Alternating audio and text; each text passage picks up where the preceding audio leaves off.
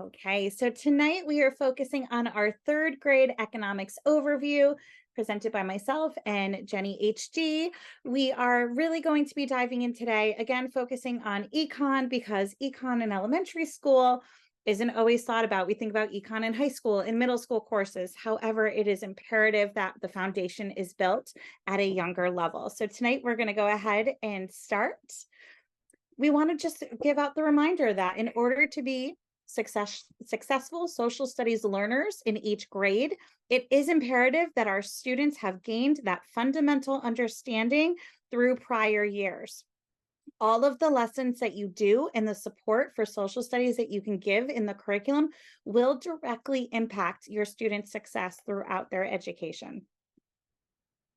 So, what does this look like? In third grade, we are building upon the knowledge of goods and services that started in kindergarten and moved up from first and second grade and looking at importing and exporting and how things are funded. Tonight, we are going to be looking at the finances and how the community provides those services, education, and the role of productivity.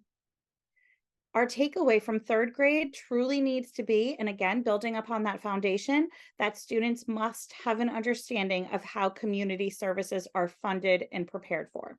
So now that they have that knowledge of what goods and services are, how we use them for trade, how we sustain our communities, now we're looking at how exactly do we pay for these things?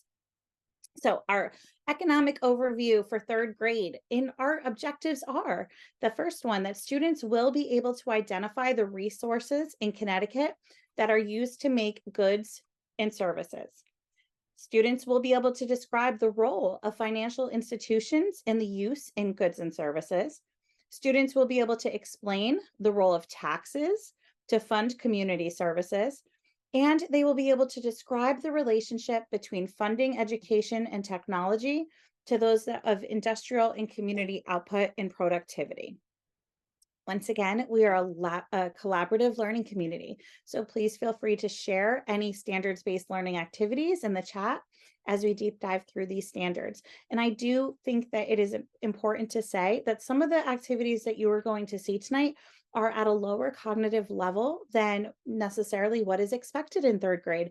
However, I think we all understand the impact that the past few years have had, and we want to make sure that students have that learning and that base, the foundational support and understanding of what each of these terms are. So you will see activities that are built in that are going to identify that and reaffirm their knowledge. So again, just consider how all of these standards can be linked together as well to create a thematic, immersive learning experience that is most valuable for all. So diving right into our first one, we're looking at the quantity of goods and services. This relates to our objective that students will be able to identify the resources in Connecticut that are used to make goods and services. So we want them looking at, well, what resources does Connecticut have, whether it's natural or produced? Make a resource to product book. So either on paper or on the computer, create a page for each resource. On each page, you can have students draw or copy and paste images of what resources can be used to make. Next, Connecticut's natural resources. We do have 60% of our state covered in woodland areas, so it is not a surprise that a lot of the resources that we have revolve around timber. So you can have students brainstorm ideas of what resources we might have an abundance of, going back to scarcity and abundance, making sure they have that understanding. And those that are found in the forest, you can lead students to then identify that lumber, firewood, maple syrup, etc., are all use sources that we use that are local and that we do not have to import. Last one is name that resource. You can have students find items in their home or around school to bring in and engage the class in a discussion, identifying what resources were used in its creation. So for example, if a student brings in a piece of paper, well, have a brainstorming discussion. Where does that come from? Comes from the natural resource of trees. Cotton, a cotton sweater, cotton shirt can be made from the cotton plant, again, resource. But then you can lead into other conversations about whether that had to be imported and exported into our state, because do we grow cotton? Do we have that climate here?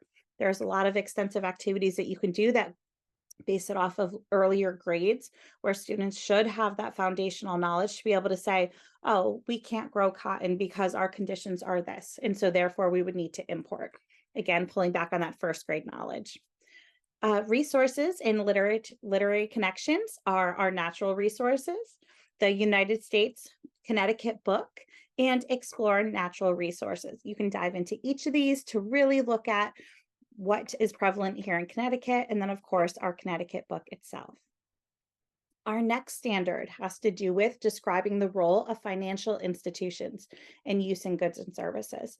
Banks and financial institutions have been taught in prior grades, so this is not something that should be new to students, but now it's really looking at, well, wait a minute, what role does it actually play in helping us with all of these goods and services that we've been learning about?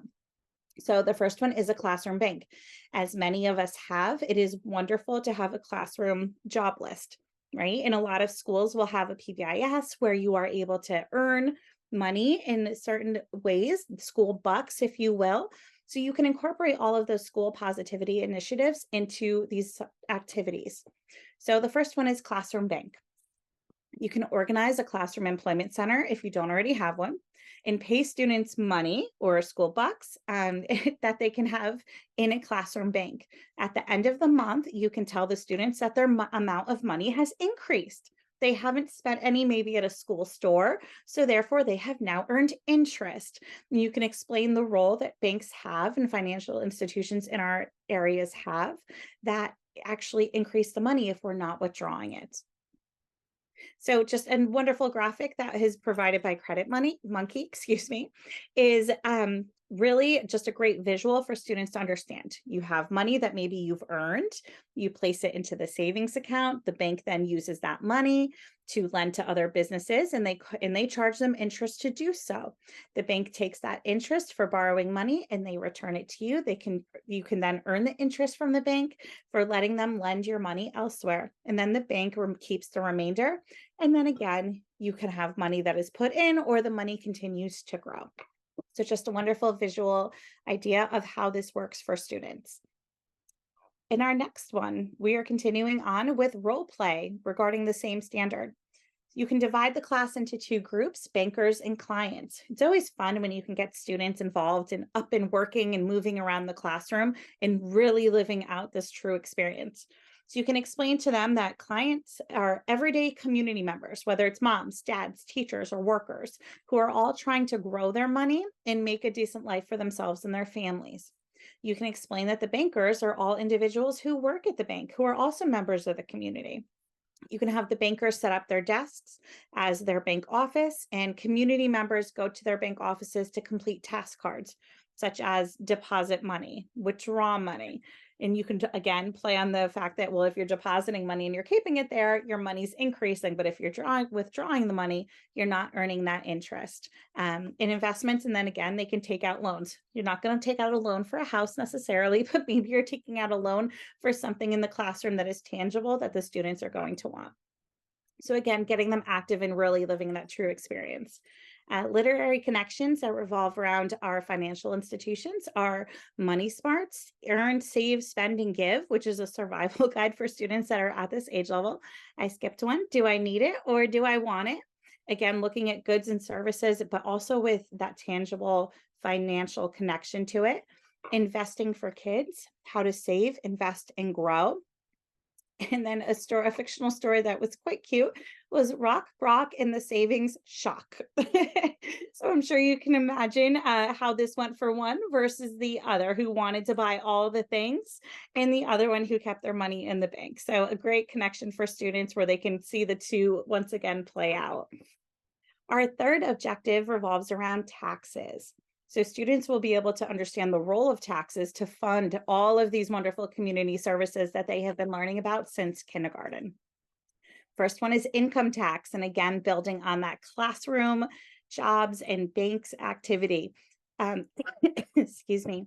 You can pay students at the end of the week, but withhold some of their money for tax purposes. So again, just like setting up the classroom job where it was a month-long initiative, maybe with school bucks, some teachers prefer to be able to do this over a course of a week. So at the end of the week, you're going to now not just put it into their, bank within the classroom, but you are going to withhold money from them. This is going to be their introduction to taxes. You can then engage the students in a discussion as to how they feel about not receiving all of the hard school money that they earned. And you can explain that a portion of every dollar they earn is then used to fund community goods and services, either in their local or national community. Again, just reaffirming that they have an understanding of what tax is which and that they have that foundational knowledge. You can do a tax sort where students are introduced to income, sale, and property taxes. You can explain that all of these are used to fund the goods and services within their community and within the country. You can provide the students with scenarios that correspond to each, and then have them either hold up one finger, two fingers, three fingers, however you want to do it. You can even give them little cards or pictures, whatever works best for you. That is time saving. So it's not a large investment, and it's a quick activity to confirm that they have the knowledge of different types of taxes. So for example, you could have a morning meeting question that says, a teacher works in a school and receives a paycheck for his or her work every other week. What tax is being collected? Income tax. All right. Another example is a boy goes to Under Armour to buy a new pair of cleats for soccer practice. What tax is collected? Students would have to respond with sales tax. And then lastly, what goods and services, right? So explain to students that taxes are ways that government can collect money from its citizens to pay for things that people need. Have students generate a list of goods and services within their community that they have learned about in those prior grades. Again, building on that knowledge base that we've had all the way from kindergarten up. Indicate which good and service they mentioned are paid through those taxes. And local, state, or federal tax. Pose scenarios once again to students. Again, this could be a morning meeting question where they are looking at taxes and whether they are used to fund goods and services. Have students sort to identify or identify the type of tax in the scenario. So taxes collected to fund the Army, federal. Taxes collected to pay the state police force, state tax. Taxes collected to pay for the maintenance of the beach in town, local. Once again, building on that foundation and ensuring that they understand what taxes are. And then we have 3 literary books. The first one, again, another fictional story with students or characters that they can relate to. Solomon learns about taxes. Or why does the government need our taxes? Again, a great book for after that real life scenario where you're paying them school bucks and then withholding some of that money. And then the last one is a book all about taxes. I do want to mention that the IRS also has a wonderful educational page that has a lot of great information and different lesson plans for educators to be talking to their students about taxes and making smart financial decisions. Okay, and lastly, this last standard, it is really looking at the investment between education and technology that corporations and industries want to invest. So we really want to look at why are communities and industries investing in education and technology. So there's a few things that it is really imperative that students have an understanding for. The first one is that investments in education can lead to greater overall success and sustainability within a company. Research has shown that educated employees lead to a culture focused on advancement and innovation, which then cultivates a greater drive among the workforce and a greater financial outcome for the business within the money and local economy. Next, the investments in technology and how they lead to greater innovation within the workplace and a great competitive edge within the market and community, leading to more money within the local economy. So again, both education and technology, students need to understand that they both drive innovation and help bring funds and money in to support the local community. So our learning objective that matches the standard is that students will describe the relationship between funding education and technology to industrial and community output and productivity. So again, making sure that they have these foundational skills. We have some activities that are a little bit lower cognitively, but again, reaffirming that they have the knowledge base and truly understand what those words and foundation need to be. So a graduate self-portrait. You can have students brainstorm and engage in a discussion as to the many ways that receiving an education helps them. You can pass out a blank human template for students to illustrate themselves. Based on their conversations, you can ask students to record a list of the ways that education helps them. And then at the bottom, you can have students write a sentence as to how these skills will help them in the workforce and within their community. You can hang the future citizens in the hallway or classroom for students to analyze. And then after, you can have them examine all of the student portraits and engage in a class discussion as to why employers and industries within our state of Connecticut would want to hire someone who has been educated. The next one is about a future citizen. Engage students in a discussion about the role education plays within shaping us as adults within our community and our workforce.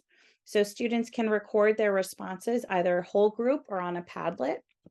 And students should recognize that higher levels of education also correspond to getting a better paying job, the importance of understanding the importance of hard work, being able to grow and develop, and knowing and respecting rights, laws, regulations, and employer rules. And then the next one is all about a job fair. You can invite employers in the local community in to have a discussion with the class regarding a few different topics here. So the first one could be having them come in and talk about the qualities that their company looks for in their future employees. Really get students thinking about, what do I need to excel at if I want to do that, right? What character traits and job skills employees look for in different sectors, and how they increase output and productivity by having ongoing learning and educational opportunities, especially in technology and innovation for their employees. Excuse me. The next one is technology in Maine. You can have students either write or draw themselves engaging with technology. And again, we're trying to really make them think, well, what does that word mean, right? What is technology? So you can ask students to label each depiction to state how technology is impacting or helping them. You can have the students then share out. Next, give the class a large section of paper to draw their community engaging within technology. Have the class label how each depiction impacts or helps the community. Engage the class in a discussion about the benefits that local companies would gain by investing in technology and the education of young adults. So truly what we're looking for here is students should understand how technology has made things possible, how it improves the quality of life and access to resources. For example, phones allow us to call when we need an emergency service. Computers help us pay our taxes now. Telecommunication helps us to connect. Lights allow us to see the nighttime football games that we want to go to, or social media allows us to connect. All of those wonderful ways we want students thinking about how is technology prevalent in my life, in my community, and how is that then driving investment and creating opportunities within the workforce.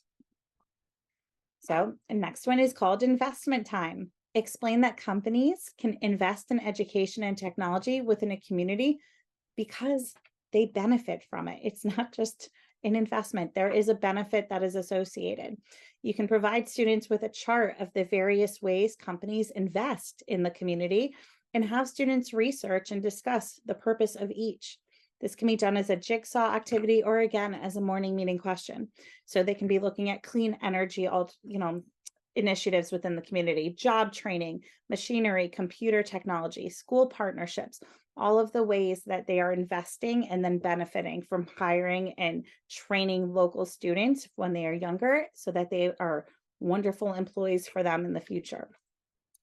Okay, again, building on that foundation of if students need to understand what technology means. It's not just my cell phone that I have or the one device I'm using the Snapchat. What else is involved in technology? You can provide students with a photograph of a means of communication, transportation, manufacturing, construction, or a bio-related technology. This can be done as a jigsaw activity or individually, and then have students record the ways that the photograph technology helps our community. So again, just reaffirming communication helps us to communicate information. Whether it's during the pandemic, our mayor, our first selectman was sending out mass robocalls on a Friday afternoon, letting us know what was happening in our community and how to stay safe. We use that level of communication, which is a form of technology. Transportation, anything that we use to get from one place for another. Do we have a local bus route that goes through town? Does it help people get to their jobs so that they can earn money, right? Manufacturing. Do we have any factories or other places where they make goods for the consumers to buy? Then again, bringing in money into our local economy. Construction, using tools that we use to build things. Do we have construction projects going around that technology is involved with? And then bio-related, this is our medical, our health field.